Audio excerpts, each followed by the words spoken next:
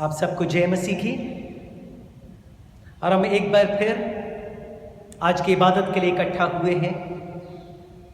धन्यवाद देते हैं परमेश्वर पिता का कि उसने हम सबको सही सलामत रखा, पिछले सप्ताह खुशहाल रखा और एक बार फिर अपनी हुजूरी में लेकर के आए हैं कि हम उनकी इबादत कर सकें, उसकी संगति कर सकें, उनकी हुजूरी में इकट्ठा हो सकें।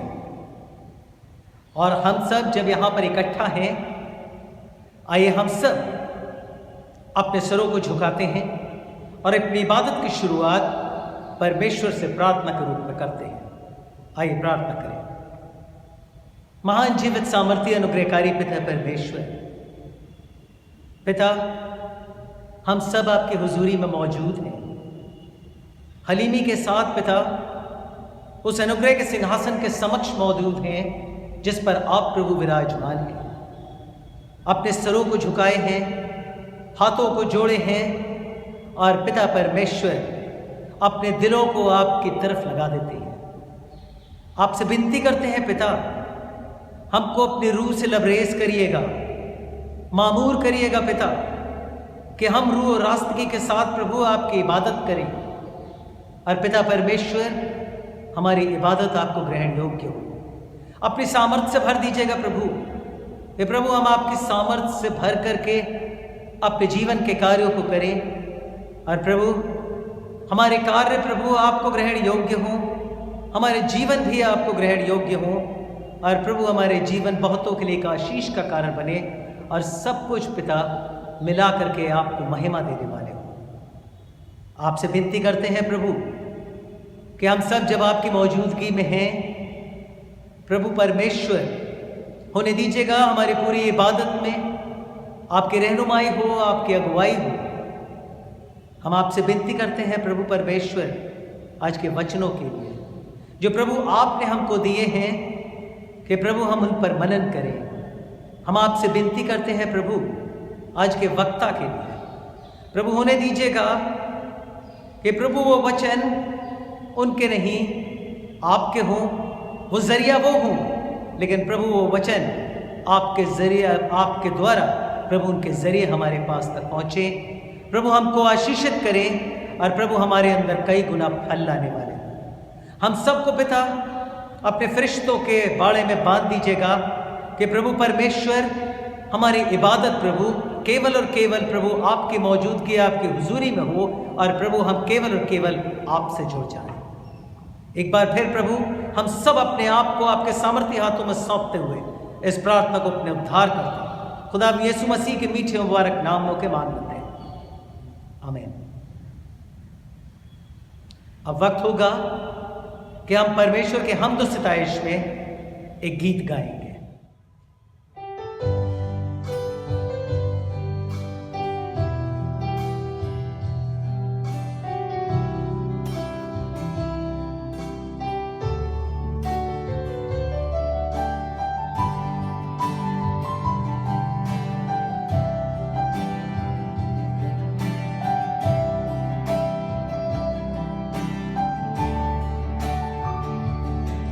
तेरे नाम के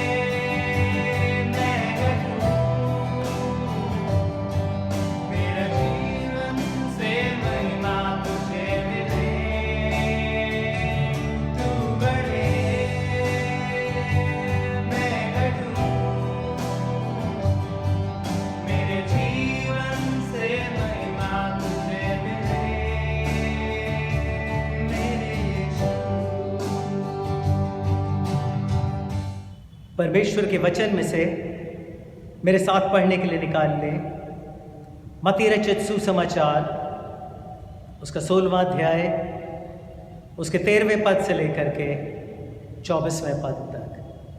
the gospel according to Saint Matthew chapter 16 verses 13 through 24। यीशु कैसरिया फिलिप्पी के प्रदेश में आया और अपने चेलों से पूछने लगा, लोग मनुष्य के पुत्र को क्या कहते हैं? उन्होंने कहा, कुछ तो यूहन्ना बपतिस्मा देने वाला कहते हैं, और कुछ एलिया, और कुछ यिर्मयाह या भविष्यवक्ताओं में से कोई एक कहते हैं। उसने उनसे कहा, परंतु तुम मुझे क्या कहते हो? शमौन पतरस ने उत्तर दिया, तू जीवते परमेश्वर का पुत्र मसीह है। यीशु ने उसको उत्तर दिया, हे शमौन, योना के पुत्र, तू धन्य है, क्योंकि मांस और लहू ने नहीं, परंतु मेरे पिता ने जो स्वर्ग में है ये बात तुझ पर प्रकट की है। और मैं भी तुझसे कहता हूं कि तू पतरस है, और मैं इस पत्थर पर अपनी कलीसिया बनाऊंगा, और अधोलोक के फाटक उस पर प्रबल न होंगे। मैं तुझे स्वर्ग के राज्य की कुंजियां दूंगा, और जो कुछ तू पृथ्वी पर बांधेगा वो स्वर्ग में बंधेगा, और जो कुछ तू पृथ्वी पर खोलेगा वो स्वर्ग में खुलेगा। तब उसने चेलों को चिताया कि किसी से ना कहना कि मैं मसीह हूं। उस समय से यीशु अपने चेलों को बताने लगा, अवश्य है कि मैं यरूशलेम को जाऊं और पुरनियों और प्रधान याजकों और शास्त्रियों के हाथ से बहुत दुख उठाऊं और मार डाला जाऊं, और तीसरे दिन जी उठूं। इस पर पतरस उसे अलग ले जाकर झड़कने लगा, हे प्रभु, परमेश्वर न करे तेरे साथ ऐसा कभी ना होगा। उसने मुड़कर पतरस से कहा, हे शैतान, मेरे सामने से दूर हो, तू मेरे लिए ठोकर का कारण है, क्योंकि तू परमेश्वर की बातों पर नहीं परंतु मनुष्यों की बातों पर मन लगाता है। तब यीशु ने अपने चेलों से कहा, यदि कोई मेरे पीछे आना चाहे तो अपने आप का इनकार करे और अपना क्रूस उठाए और मेरे पीछे हो ले। ये परमेश्वर का वचन है। परमेश्वर का धन्यवाद हो।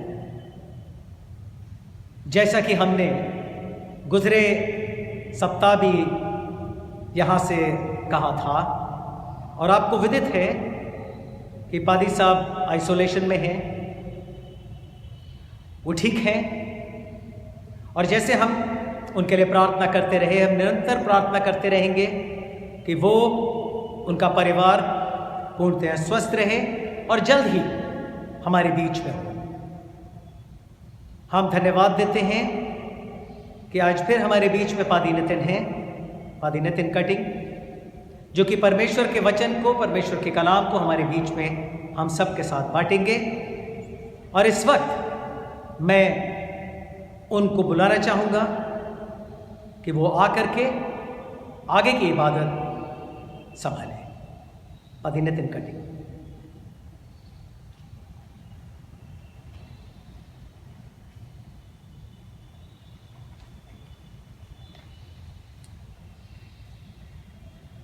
आप सभी को मसीह में जय मसीह की प्रार्थना करेंगे। पिता, पुत्र और पवित्र आत्मा के नाम से आमीन। कई वर्षों पहले की बात है, जब मैं स्कूल में था, मेरे ख्याल से 9वीं 10वीं में रहा हूँगा, और सिटी बस से हम लोग स्कूल जाया करते थे। और पब्लिक ट्रांसपोर्ट में जब आप ट्रैवल करते हैं बहुत सारे अनुभव होते हैं।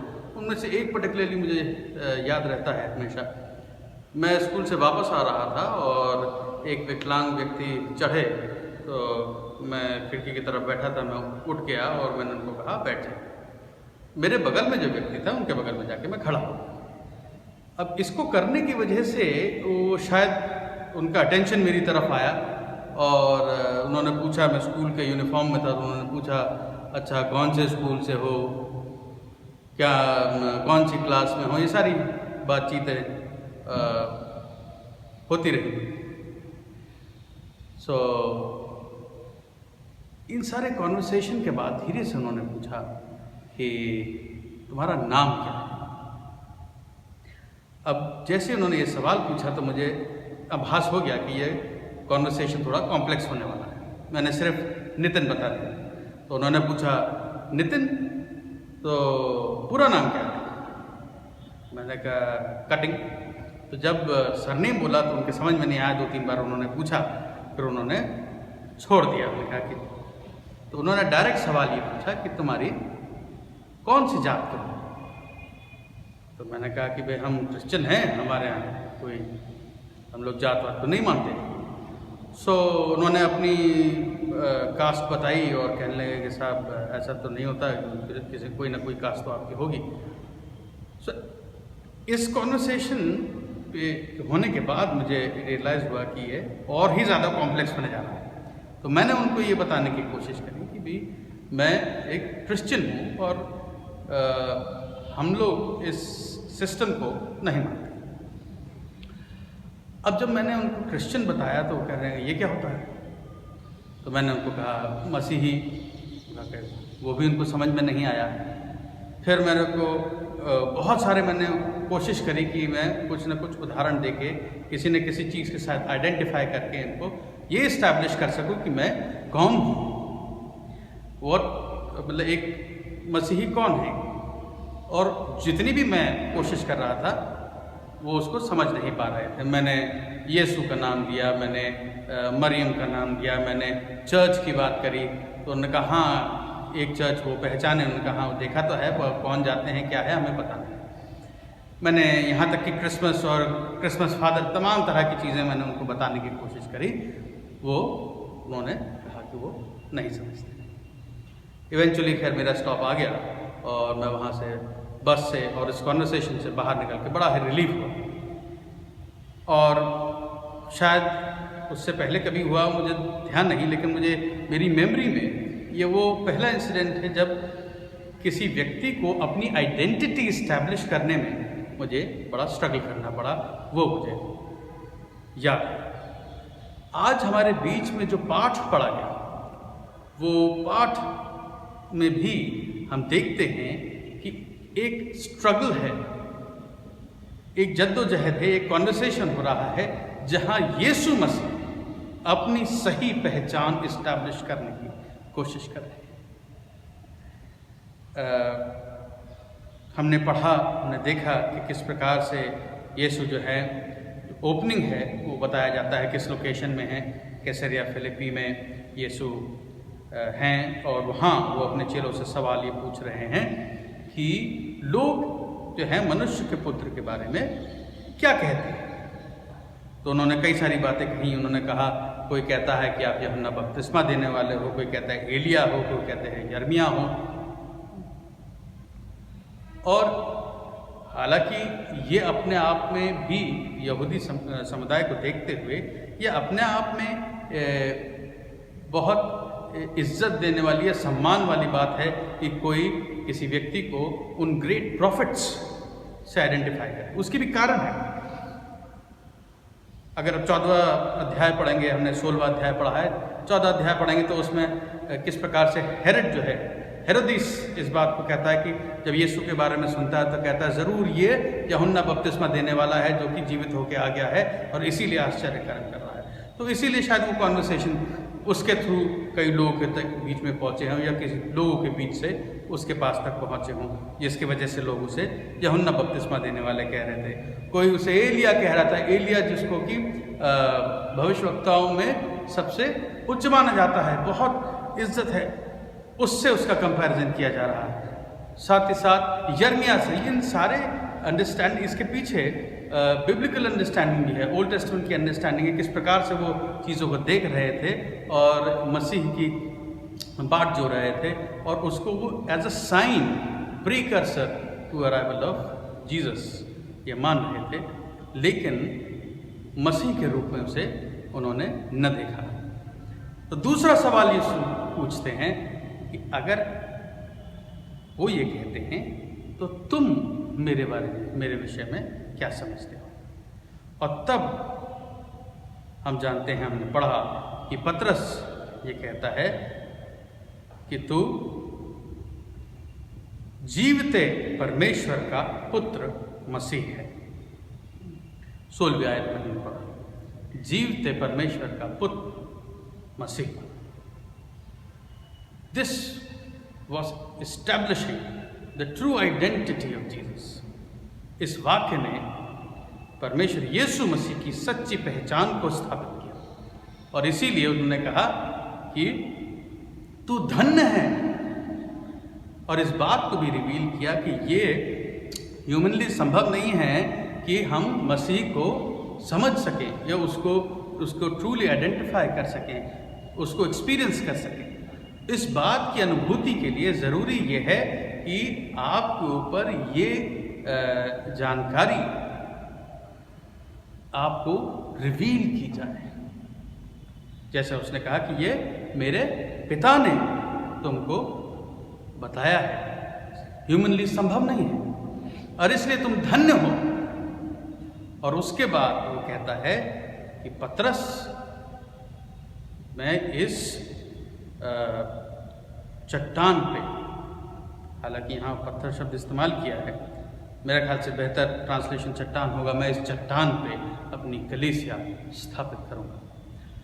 अब ये जो स्टेटमेंट है ये अपने आप में बहुत ही कंटेंट स्टेटमेंट है, ख़ास तौर से जब हम चर्चेस, डिनोमिनेशन चर्चेस के कॉन्टेक्स्ट में जब इस चर्चा को देखते हैं तो बहुत ही कंटेस्ट स्टेटमेंट है। रोमन कैथोलिक चर्च और रिफॉर्म चर्च और ईस्टर्न चर्चेस के बीच में काफ़ी इस पर्टिकुलर वर्स को लेकर के काफ़ी चर्चाएं हुई। हालांकि ये आज हमारी चर्चा का विषय नहीं है, लेकिन फैक्ट ये है, यीशु के शब्द ये थे कि पतरस, इस चट्टान पे मैं अपनी कलीसिया स्थापित करूँ। जब उसने ये जान लिया, उसकी ट्रू आइडेंटिटी इस्टेब्लिश हो गई, उसने कहा कि इस जगह पे मैं, यहाँ पे मैं अपना कलीसिया स्थापित करूँगा।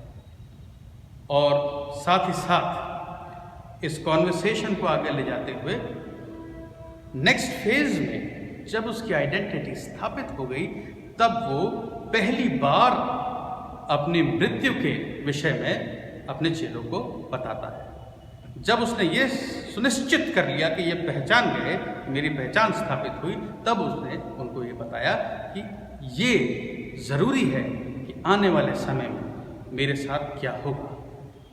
और जब उसने मृत्यु की बात की, हालांकि उसने कहा क्रूस पे चढ़ाया जाए, मृत्यु हो और दोबारा जी उठे 3 दिन बाद, लेकिन पतरस जो है वो तीसरे दिन जी उठने की बात शायद उन्होंने सुनी अनसुनी कर दी, और पतरस ने उनको अलग ले जाकर के कहा कि प्रभु ऐसा, काश ऐसा ना हो, मैं ऐसा नहीं होने दूंगा। और जब पतरस ने ये शब्द कहे तो बहुत ही तुरंत प्रभु यीशु का रिस्पॉन्स क्या आता है 23वीं आयत में, हे शैतान मेरे सामने से दूर हो, क्योंकि तू परमेश्वर की नहीं लेकिन मनुष्य की बातों पर मन लगाता है। और फाइनली जो लास्ट वर्स है, हालांकि वो इस पूरे कॉन्वर्सेशन का पार्ट नहीं है, अलग अलग सेक्शन हैं, लेकिन बड़ी इंपॉर्टेंट वर्स। तब यीशु ने अपने चेलों से कहा, यदि कोई मेरे पीछे आना चाहे तो अपना इनकार करे, अपना क्रूस उठाए और मेरे पीछे बोले। इस पूरे कॉन्वर्सेशन में जैसा कि मैंने कहा कि प्रभु यीशु मसीह अपनी आइडेंटिटी, सही आइडेंटिटी को इस्टेब्लिश करते हैं। जो बाइबल का ज्ञाता है वो इस बात को बताएंगे कि प्रभु यीशु मसीह की जो मिनिस्ट्री है, जो सेवा काल है, उसके 3 मुख्य खंड रहे। एक वो जो गलील के क्षेत्र में उन्होंने किया, एक वो जो कि गलील के क्षेत्र के बाहर जब वो ट्रैवल करते रहे वहाँ पे किया, और आखिरी फेज जो था वो यरूशलेम, जिसका अंत जो है उनके क्रूस पर चढ़ाए जाने, मरे और गाड़े जाने के साथ समाप्त हुआ और नए फेज में विद द रेजरेक्शन। सो ये समय एक ऐसा था जब उनकी गलील की जो सेवा थी वो ऑलमोस्ट ओवर हो चुकी थी, वो ट्रैवल वाले फेज़ में थे और इस बात की उनको वो सचेत थे कि आने वाले समय में एक ऐसा समय आ रहा है या आने वाले समय में वो अपने चेलों के साथ नहीं होंगे और उनकी जो सेवा है उसकी जिम्मेदारी उनके चेलों को दी जाएगी। और जो सुसमाचार का प्रचार है या मसीह के बारे में जो बताने का कार्य है वो उनके चेलों को करना होगा। और अगर चेलों के पास सही जानकारी नहीं है, सही आइडेंटिटी नहीं हुई, तो वो एक गलत प्रचार करते जिसका रिजल्ट बहुत अलग हो सकता है। क्योंकि यहूदी अंडरस्टैंडिंग में वो एक पॉलिटिकल मसाया का इंतज़ार कर रहे थे, वो जो कि उनको पॉलिटिकल लिबरेशन देगा। और अगर एक पॉलिटिकल मसाया का प्रचार किया जाता तो हो सकता है कि वहाँ एक बहुत बड़ी अपराइजिंग होती और वो रोमी सरकार के खिलाफ उठ बैठते, कहते हैं हमारा सा मसीहा आ गया है, अब ये हमें बचाएगा और अब हम इस सरकार के दबाव में नहीं रहेंगे। हम जानते हैं बाइबल का इतिहास भी हमें बताता है कि जब जब इस तरह की अपराइजिंग हुई है ये लोग तोड़ दिए गए हैं, ये अपराइजिंग तोड़ दी गई और वापस बंद हुए में चले गए और ज़्यादा कठिन समय उनके ऊपर आ गया। मैकीबिन रिवोल्ट, लास्ट जो रिवोल्ट रहा, उसमें भी हमने किस प्रकार से देखा कि उन्होंने कुछ जीत हासिल करी, लेकिन अल्टीमेटली रोमन किंगडम के अंदर आ गए और ज़्यादा उनके ऊपर कड़ाई हुई।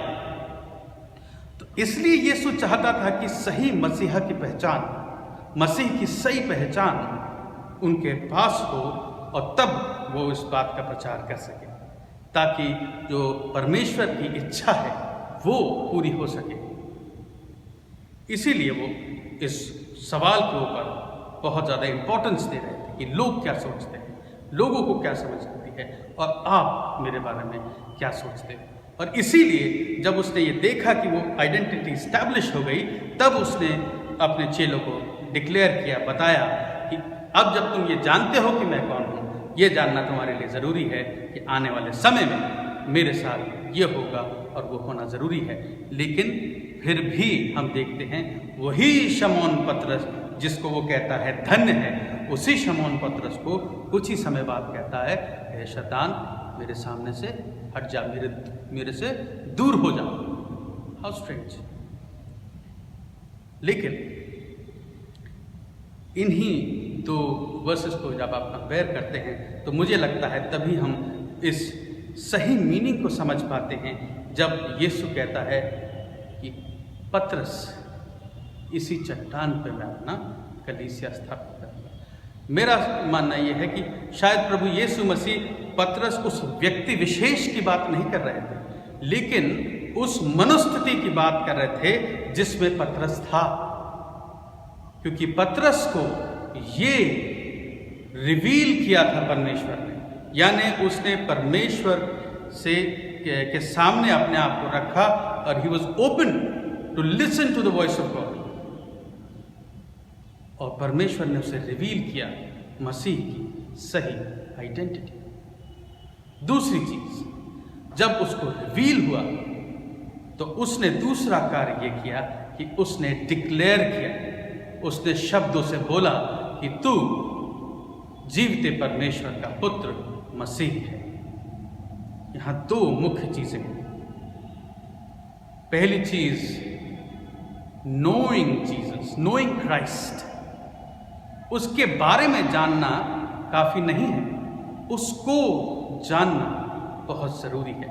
क्योंकि यीशु के बारे में बहुत सारे लोग जानते हैं, खैर जैसा मैंने अपना अनुभव शेयर किया, बहुत सारे नहीं भी जानते, लेकिन बहुत सारे लोग यीशु के बारे में जानते हैं लेकिन उसको व्यक्तिगत रूप से नहीं जानते। उसके बारे में जानकारी तो रखते हैं। और ये सिर्फ मसीह गैर मसीही की बात नहीं है, हमारे अपने कम्युनिटी में बहुत सारे लोग हैं जो कि मसीह के बारे में जानते हैं, बचपन से सुनते हैं, लेकिन व्यक्तिगत अनुभव नहीं है। उसको जानना, न सिर्फ उसके बारे में जानना।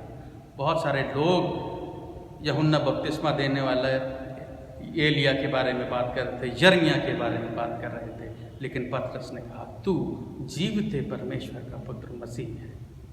और ये क्योंकि उसने परमेश्वर से ये मांगा, उसने अलाउ किया कि परमेश्वर उसके जीवन में ये रिवील करें उसको, इसलिए वो उसको जानने लगा। और उसको रिवील करने के बाद उसने तो ये जानकारी उसके पास थी। दूसरी चीज़, जैसा कि मैंने पहले भी कहा कि उसने डिक्लेयर किया, शब्दों से उसने इस बात को बोला, डिक्लेयर किया कि तू कौन है। ये दो चीज़ें जब पूरी हुई, इस मनोस्थिति पे, इस स्थिति में, इस जगह पे प्रभु यीशु कहता है कि मैं अपनी कलीसिया स्थापित करूँ। जब हम उसको व्यक्तिगत रूप से जानते हैं और डिक्लेयर करते हैं, वहाँ परमेश्वर अपनी कलीसिया को स्थापित करता है। प्रभु यीशु मसीह ने अपनी सेवा की जिम्मेदारी अपने चेलों को दी। वो ये सुनिश्चित करना चाहता था कि वो सही प्रचार करें और जो सेवा उसने करी है उस सेवा को उसके चेले पूरा करें।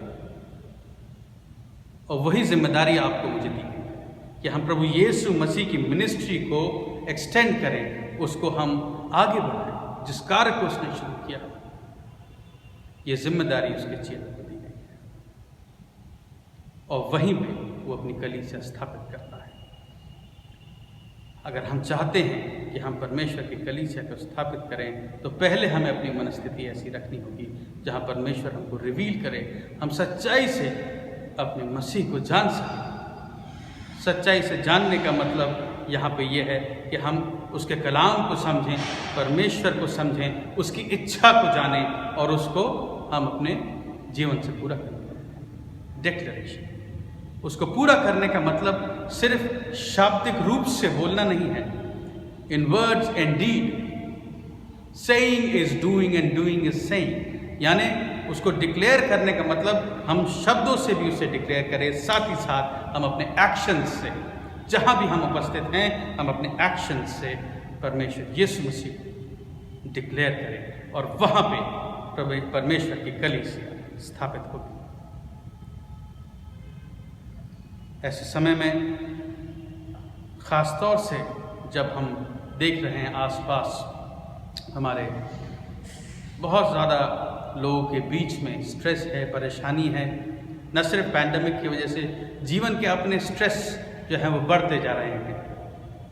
प्रोफेशनली बहुत ज़्यादा प्रेशर है लोगों के ऊपर और सोशली बहुत ज़्यादा प्रेशर है लोगों के ऊपर।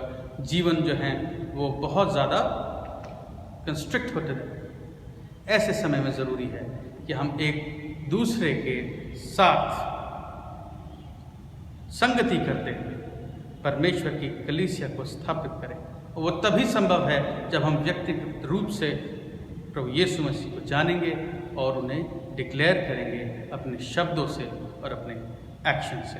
परमेश्वर हम सबकी सहायता करें कि हम उसको जान सकें और उसको डिक्लेयर कर सकें। आइए प्रार्थना करेंगे। हम प्रार्थना करेंगे, पास्टल प्रेयर के बाद प्रभु की प्रार्थना से हम समाप्त करेंगे। प्रार्थना करें।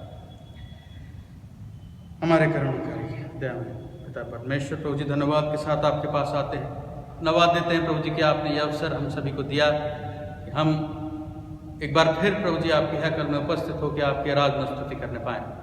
प्रभु जी हम विनती करते हैं कि हमारा गीत, प्रार्थनाएं, चिंतन मनन आपको ग्रहण हो। धन्यवाद देते हैं प्रभु जी आज के वचन के लिए जो आपने बीच में हमारे रखा है। खुदाबंद होने दीजिए कि हम आपके वचन को और गहराई से समझें।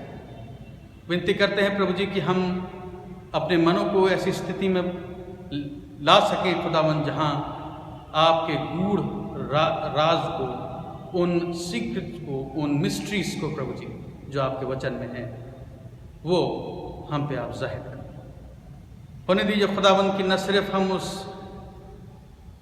सीक्रेट को, उस मिस्ट्री को, उस गुड न्यूज़ को अपने अंदर रखें, लेकिन हम उसे रिवील करें, हम उसे डिक्लेयर करने वाले हों अपने शब्दों से, अपने एक्शंस से। खुदाबंद जहाँ कहीं भी हम होते हैं, न सिर्फ अपनी कलीसिया में लेकिन हम अपने समाज में, हम अपने कार्यस्थलों में प्रभु जी, अपनी बातचीत में, अपने संबंधों में प्रभु जी उस डिक्लेरेशन को उपस्थित करने पाएँ, उस टेस्टमनी को रखने पाएँ। प्रभु जी हम इस समय में साथ ही साथ धन्यवाद देते हैं कलीसिया के लिए, सेवाओं के लिए, तमाम विंग्स जो इसके जो मुख्तलिफ रूप से कार्य करते हैं उनके लिए प्रभु जी, और इस कलीसिया में तमाम जो अगुवे हैं जो अपनी सेवाओं को अलग अलग तरीके से अलग अलग विंग्स में प्रभु जी प्रदान करते हैं, उन सभी के लिए धन्यवाद देते हैं प्रभु जी। इस कलीसिया के लिए लीडर्स के लिए धन्यवाद देते हैं, उनके लिए प्रार्थना करते हैं, स्टाफ के लिए प्रार्थना करते हैं खुदावंद, और ख़ास तौर से प्रभु जी हम अपने पासवान के लिए प्रार्थना करते हैं, धन्यवाद देते हैं उनके जीवन मिनिस्ट्री के लिए प्रभु जी, और ख़ास तौर से प्रार्थना करते हैं कि जब वो पॉजिटिव हैं प्रभु जी, होने दीजिए कि उस बीमारी का एक एक स्ट्रेन प्रभु जी उनके शरीर से दूर किया जाए। खुदा हम विनती करते हैं कि आप उन्हें कम्प्लीटली रिस्टोर करें, और होने दीजिए प्रभु जी कि वो आप शिफा पा करके अपनी सेवा को खुदा वापस उतनी जीज से शुरू कर सकें। प्रभु जी उनके परिवार के लिए भी प्रार्थना करते हैं, उनको भी आप देख रेख में सौंपते हैं। तमाम और जो परिवार है प्रभु जी जिनके बीच में खुदावन बीमारी है, हम उन सभी को आपके हाथों में सौंपते हैं, चाहे वो कोरोना हो चाहे कोई और बीमारी, खुदावन हर एक व्यक्ति को हम आपके हाथों में सौंपते हैं, विनती करते हैं आप अपना शिफा का हाथ बढ़ाएं, उन्हें चंगाई दें खुदावन, और हर एक व्यक्ति के साथ जो एफर्ट लिया जाता है उनकी इलाज के लिए, उनकी बेहतरी के लिए खुदावन उसको आप आशीषित करें। उनके तीमारदारों के लिए, चाहे वो घर पे हों, उनके घर वाले हों, रिश्तेदार हों, मित्र हों प्रभु जी, या फिर अगर वो हॉस्पिटल्स में हैं तो हॉस्पिटल स्टाफ के लिए, नर्सेस के लिए और डॉक्टर्स के लिए, तमाम लोग जो ऐसे लोग की देखभाल करते हैं, प्रार्थना करते हैं प्रभु जी, उन्हें भी आप सेफ रखें, अपनी समझबूझ में बनाए रखें, अपने मोटिवेशन में बनाए रखें। साथ ही साथ प्रभु जी हम अपनी डायसिस के लिए प्रार्थना करते हैं, अपने तमाम डायसिस के अगुओं के लिए प्रार्थना करते हैं, विनती करते हैं कि वो आपके दर्शन में बने रहें खुदावन, जो इच्छा आपकी अपनी डायसिस के लिए खुदावन उनके माध्यम से पूरी हो। ख़ास तौर से अपने बिशप साहब को आपके हाथों में सौंप देते हैं, विनती करते हैं प्रभु जी कि वो आपकी लीडिंग और गाइडेंस में अपने डिसीजंस को, अपने रोज़मर्रा के कार्य को करने वाले हों। तमाम और जो ऑफिस बेरर्स हैं खुदावन, तमाम चर्चेस, उनके पासवान, कलीसियाएँ, तमाम इंस्टीट्यूशंस, उसके लीडर्स और तमाम उनमें काम करने वाले लोग, सभी के लिए हम प्रार्थना करते हैं आपके हाथों में सौंप प्रभु जी। इस समय में ख़ास तौर से हम इस कोरोना की परिस्थिति के लिए, महामारी के लिए प्रार्थना करते हैं, विनती करते हैं खुदा उनके हर एक एफर्ट जो दिया जाता है उसको रोकथाम के लिए, उस पर आपकी आशीष हो ताकि इसको कंटेन किया जा सके खुदावन, तो पूरे विश्व में प्रभु जी, और इसको कंटेन करके इसकी रोकथाम हो करके खुदावन होने दीजिए कि हम इससे मुक्त होने पाएँ। हम विनती करते हैं कि आप इंटरवीन करें, और जब तक ये हमारे बीच में है खुदावन हमें इतनी तौफीक दें, समझबूझ दें ताकि हम इस प्रकार के स्टेप्स ले सकें जिससे कि अपना और दूसरों का बचाव होता रहे। खुदावन हम साथ ही साथ प्रभु जी अपने एडमिनिस्ट्रेशन के लिए भी प्रार्थना करते हैं जो मुख्तलिफ एफर्ट्स लेता है इसको इसके रोकथाम के लिए, खुदावन इसके मैनेजमेंट के लिए प्रभु जी हम विनती करते हैं कि उन सारे एफर्ट्स में भी आपकी आशीष हो, और अपनी समझबूझ से, ज्ञान से खुदावन जो हमारे लीडर्स हैं लोकल एडमिनिस्ट्रेशन में, उनको अपने ज्ञान से परिपूर्ण कर ताकि वो सही डिसीजंस ले पाएँ। प्रभु जी अब जब आने वाले समय में अपनी कलीसियाँ, अपने गिरजे खुलने वाले हैं जिसके लिए डिक्लेरेशन हो गया है, खुदा उन परमिशन मिल गई है, हम विनती करते हैं प्रभु जी कि आने वाले समय में जहाँ जहाँ इबादतें आपकी होती हैं प्रभु जी आपकी उपस्थिति हो, और ख़ास तौर से प्रभु जी हम विनती करते हैं कि सब जगह पुख्ता इंतज़ाम हो सकें ताकि लोग सेफली आकर के वर्शिप कर सकें और सेफली अपने घरों तक वापस पहुंच सकें प्रभु जी। और होने दीजिए कि ये कोई किसी भी खौफ और ख़तरे परेशानी से प्रभु जी हम सभी को बचा के रखें जब हम इबादतों में जाते हैं, जब आपकी कलीसियाँ में लोग वापस मिल करके एक साथ प्रार्थनाएं करते हैं खुदा। और होने दीजिए प्रभु जी कि आपकी आशा और आपका आनंद हम सभी के बीच में आपकी कलीसिया में स्थापित होना पाए। इस प्रार्थना को अपने उद्धारकर्ता यीशु ख्रीस्त के नाम से मांगते हैं, आमीन। आए हमारे बाप तो जो आसमान पे है, तेरा नाम पाक माना जाए, तेरी बादशाहत आए, तेरी मर्जी जैसे आसमान पे पूरी होती है ज़मीन पर। हमारी रोज़ की रोटी आज दे, हमारे कसूरों को माफ़ कर कि हम भी अपने कसूरवारों को माफ़ कर, हमें आज़माइश में पड़ने दे बल्कि बुराई से बचा, क्योंकि बादशाह कुदरत बचा अबद तक। और अब हमारे प्रभु यीशु ख्रीस्त का अनुग्रह, परमेश्वर पिता का प्रेम और पवित्र आत्मा की सहभागिता हर एक विश्वासी के साथ, हम में से हर एक के साथ, हर एक विश्वासी जो कि अपने अपने घरों में उपस्थित है, हमारे पासबान उनके परिवार के साथ खासतौर से अब से लेकर हमेशा तक बने रहें।